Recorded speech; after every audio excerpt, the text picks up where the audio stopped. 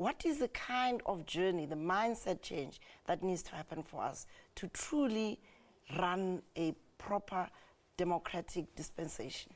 Second, we haven't had any serious commentary in a systematic way, not in terms of criticizing what's going on.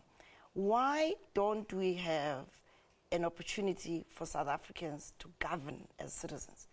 We fought this struggle for freedom in order for the people to govern. People are not governing right now.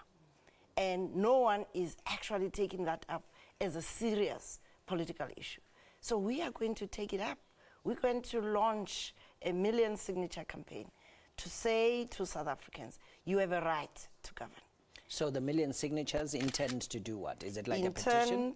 It is a petition to the first parliament after 2014 to make changing the electoral clause the first order of business. Which electoral clause? The clause that at the moment gives parties the right to draw up the lists, the order of who is at the top of the list, and they have a right to decide who sits in parliament and who doesn't. It doesn't matter how corrupt the person is, it doesn't matter how inefficient or ineffective those people are. They might not even show up in parliament, but they stay on the list. And that is disrespect for South Africans as citizens. Yeah, just some of the things that were said yesterday, that you are funded by the Americans, it's some kind of American intervention in the South African political system. What is your reaction to that? And is that correct? You know, it is sad that people can make statements without any factual basis. I went to America to speak at Brown University and came back through Boston and had a cocktail party at Chief Margaret Marshall's house, who's a friend. The people who were there are South Africans. They're not Americans. And I was briefing them, as I do. I went to Australia last year and briefed South Africans who are living in the diaspora. They are as much South Africans as we are. And the decision to establish this party is a decision that is also accompanied by a determination that this must be a South African initiative, supported by South Africans. The money we are currently using comes from South Africans, right here at home.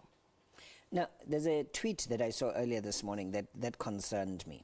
There's a young lady, her name is Tribute Mboweni, and I think she's traveling overseas. She tweeted first that she's tired of having to explain and defend South Africa wherever she goes. And then I tweeted back and I asked, what are you having to defend?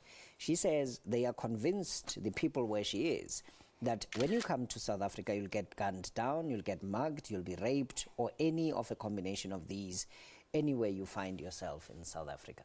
That bothered me. Is that something that worries you? Absolutely. Yesterday I made the point that our standing in the world has really gone down. We were a country that was admired in and around 1994 for the wonderful achievements that we made of pulling ourselves back from the brink. We were admired during the course of President Mandela's presidency because of our stances in the international community in terms of our foreign policy. Right now, our foreign policy makes me ashamed. How do I explain us voting on the side of Myanmar? How do I explain us not being able to be very clear about human rights violations in Zimbabwe? How do I explain that? It is something that we as South Africans need to ask ourselves. Why don't we hold our country or our government accountable for a foreign policy which is violating our constitution? We also have developed a very bad name for the xenophobic attacks on fellow Africans. We don't attack Chinese, we don't attack Indians, we attack fellow Africans. And the reason is that our government fails to protect our borders. So we have people coming here who are economic refugees, who are competing with poor South Africans for the very limited opportunities that they have. I'm not countenancing nor supporting xenophobic attacks, but instead of us blaming poor people, We must blame the government that fails to protect our borders. The same thing with issues of rape or So how would gender. you deal with that? How would you deal with economic refugees who want to come to South Africa? We don't have a migration policy. Any self-respecting country has a migration policy that is backed up by border policing to make sure that only the people you want to come into your country can come in. We have an obligation in terms of the international law to accept political refugees, people who come from countries where they are persecuted. But we have no obligation to accept economic refugees, which is what is happening by default. Yeah. Just looking at some of the questions coming through on Twitter, Benjamin Matebula asks, can you please ask Dr. Ramphele how she will depoliticize the public service? Well, we have a clause in our constitution that says our public service should be based on merit, professionalism, competency, which means we can apply and we must look at your CV. We mustn't say, what party do you belong to before we can even interview you. At the moment, we have people in our public service who have no competence for the jobs they are occupying. That is why our state-owned enterprises are on their knees, most of them. We have a problem with many of the functions in government. We have, by the admission of our own government, that 80% of our public schools are dysfunctional. We have a collapse of health in the Eastern Cape.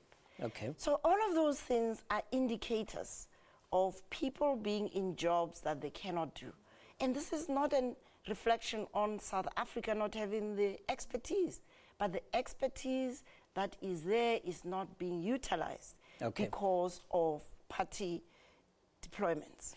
Franz Lichuti says, South Africa doesn't need another political party, rather leaders to cooperate with the government using their skills. I have cooperated with the government. I still cooperate with the government. I chair the Technology and Innovation Agency. The reality is there is a failure of governance. No amount of collaboration is going to help. Pistorius' legal team is led by celebrated advocate Barry Roux. Roux is widely regarded. Who are the other people involved in Agang? The people involved in Agang is a small team that is mobilizing support from across the spectrum. We already have spoken to people who are members of institutions. We have spoken to people in the private sector. We've spoken to people in universities. We've spoken to young people's organizations. There is enormous support. The fact of the matter is we haven't started signing people up. Okay. So we can't say who are the other members. And then just lastly, last year you released a book called Conversations with My Sons and Daughters. Last night your son, Hlumelo, launched his book, The Great African Society, A Plan for a Nation Gone Astray. What kind of conversations do you have with him and your children? I have had conversations with my sons since they were little because as a single parent, my view is that you've got to engage your children in the issues of the day. Okay. So they understood from the very beginning, particularly Hlumelo, because I had to explain to him, where is your father? Yeah. And I had to explain to him that his father was murdered whilst fighting for freedom. And so he's grown up understanding that his parents have made enormous sacrifices to enable the freedom we're enjoying to be with us today.